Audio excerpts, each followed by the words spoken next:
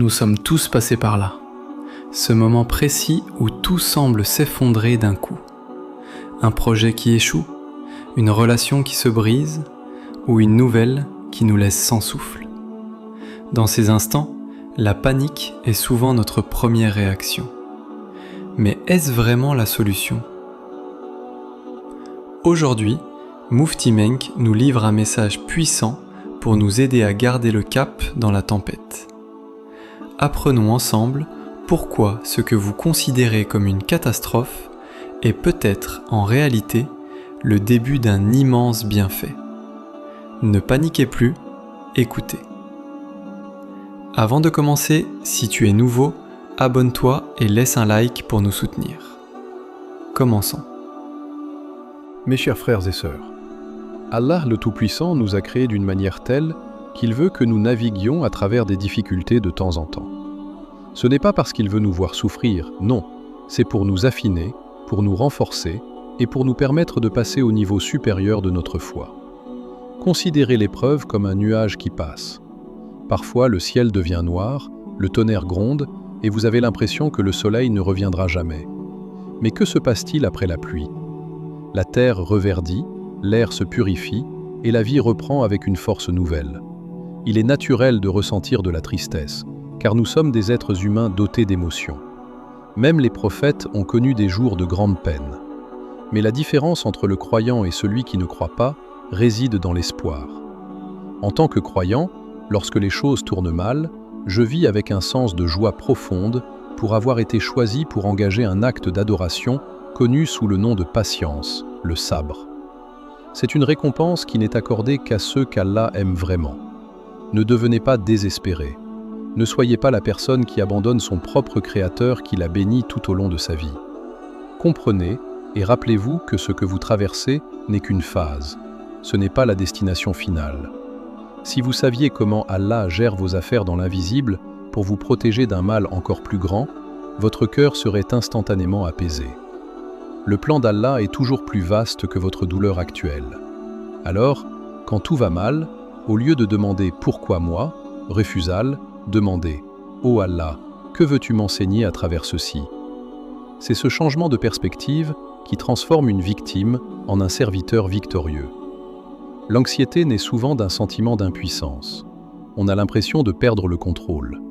Mais la vérité, c'est que nous n'avons jamais eu le contrôle total. C'est Allah qui l'a. La connexion avec Allah est le remède primaire pour surmonter toute forme de peur ou d'anxiété. Pour celui qui n'a pas cette foi, chaque obstacle est une montagne infranchissable. Mais pour celui qui a la certitude, le yaqin, chaque obstacle est un pont. Faites de votre mieux en tant qu'humain, et ne vous inquiétez pas si certaines erreurs ou maladresses surviennent. Allah a prévu une marge pour nos erreurs. Il sait que nous sommes imparfaits. Si vous perdez votre emploi, faites les efforts nécessaires pour en trouver un nouveau, mais ne laissez pas l'inquiétude ronger votre âme. Si vous avez des problèmes dans votre mariage ou avec vos enfants, faites votre part, agissez avec bonté et laissez le résultat à celui qui détient les cœurs. Le secret pour ne pas paniquer est de réaliser qu'Allah est avec nous. Même si nous pensons à la mort ou à la perte de nos proches, rappelez-vous qu'Allah prendra soin de la situation mieux que nous ne pourrions jamais le faire. Le yaqin n'est pas de croire qu'Allah fera ce que vous voulez, mais de croire qu'Allah fera ce qui est le mieux pour vous, même si vous ne le comprenez pas encore. Cette conviction est un mécanisme de survie spirituelle. Elle vous permet de marcher dans le feu sans vous brûler l'esprit. Remerciez Allah pour chaque jour, faites de votre mieux et vivez vos journées avec la gratitude d'un serviteur qui sait qu'il est entre de bonnes mains. Parfois, la meilleure réponse à une crise n'est pas d'agir ou de parler, mais de rester silencieux et de se tourner vers le souvenir d'Allah. Dans le Coran, Allah nous enseigne que parfois, il vaut mieux ne même pas essayer de répondre aux gens ou d'essayer de clarifier une situation complexe par nous-mêmes. Plus nous essayons de clarifier, plus les gens peuvent mal comprendre, et cela devient un cercle vicieux. Dans ces moments-là, restez silencieux. Laissez la situation à Allah. Continuez à adorer Allah, continuez à le louer matin et soir, et laissez-le devenir votre défenseur. Parfois, Allah nous choisit pour nous accorder un confort que seule la prière et la prosternation peuvent donner. Prenez votre temps lorsque vous vous inclinez. Prenez votre temps en frustration. Sajda. C'est là que le stress s'évacue. Ne vous inquiétez pas des complots des autres. Les gens peuvent planifier contre vous. Ils peuvent comploter votre chute. Mais Allah regarde. Il peut laisser un peu de mal arriver pour vous tester. Mais ultimement, vous gagnerez, car Allah est le meilleur des planificateurs. Ce qui est dangereux, ce n'est pas d'être la cible d'un complot, c'est d'être celui qui complote. Ne soyez jamais du côté de ceux qui cherchent à détruire les autres, car vous planifiez alors contre Allah. Soyez du côté de la paix, du côté de la confiance, et vous verrez que le calme revient toujours. Le silence n'est pas une faiblesse, c'est la marque d'une âme qui sait que son Seigneur s'occupe de tout. Combien de fois avons-nous pensé que nous étions brisés au-delà de toute réparation? Que cette fois-ci, il n'y avait aucun moyen de s'en sortir. Et pourtant, soudainement, Allah ouvre des portes là où nous ne voyons que des murs. Si vous traversez cela aujourd'hui, ne vous inquiétez pas. Un jour viendra, demain ou après-demain, où vous oublierez même la douleur de ce que vous vivez actuellement. Si vous vous en souvenez, ce ne sera que comme un lointain écho qui n'aura plus d'emprise sur vous. Regardez l'exemple de ceux qui ont perdu leur emploi et qui, par la suite, ont trouvé une carrière bien plus gratifiante qu'ils ne l'auraient jamais imaginé.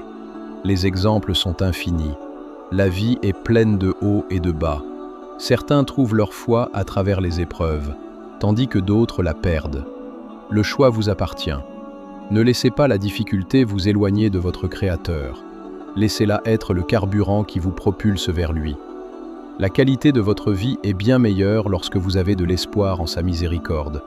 Sans cela, le moindre incident devient une source de dépression profonde.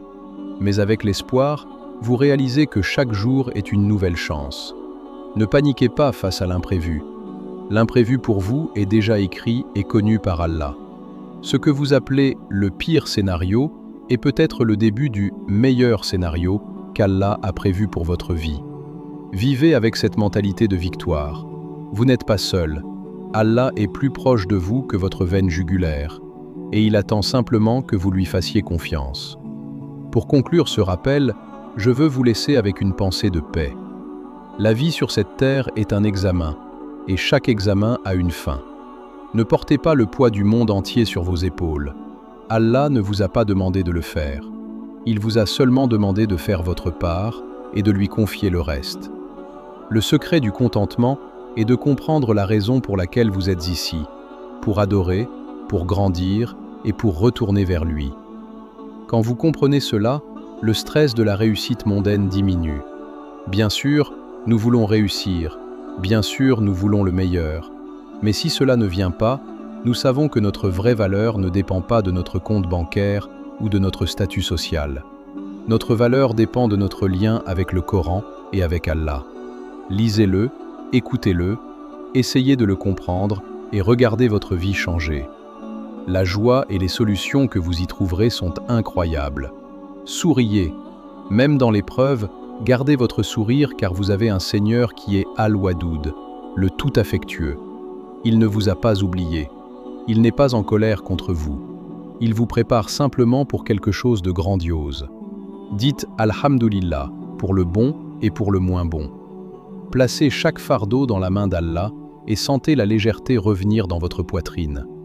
Demain sera meilleur, car Allah est déjà là-bas, préparant votre chemin.